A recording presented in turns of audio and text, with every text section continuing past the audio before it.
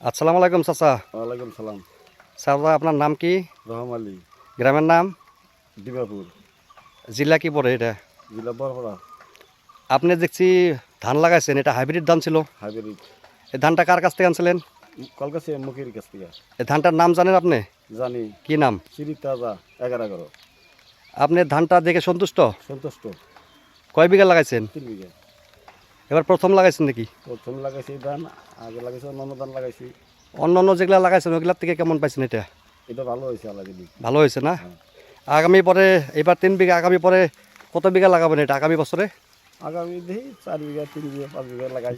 যাই করেন এটাই লাগাবেন। হ্যাঁ, এটা ভালো হয়েছে, এটা রাখুন। আপনার মোবাইল নাম্বারটা বলেন তো। 7637822460। তো ধন্যবাদ আপনাকে।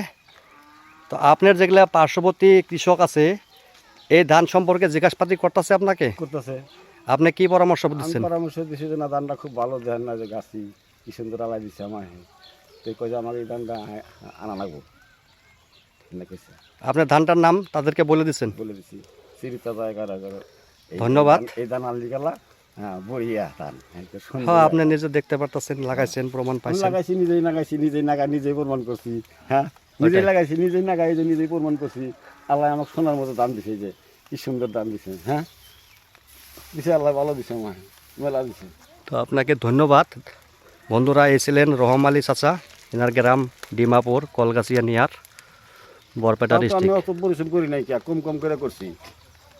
দেখেন হ্যাঁ, এটা মিডিলে আরও সুন্দর আছে, কিন্তু মিডিলে আমি যাইতে অসুবিধা পাইতেছি অল্প অল্প, হয়তো প্যাক আছে, আমি জুতাটা খুলে আর আসতে পারলাম না। এই দেখেন সিজাগুলা দেখেন।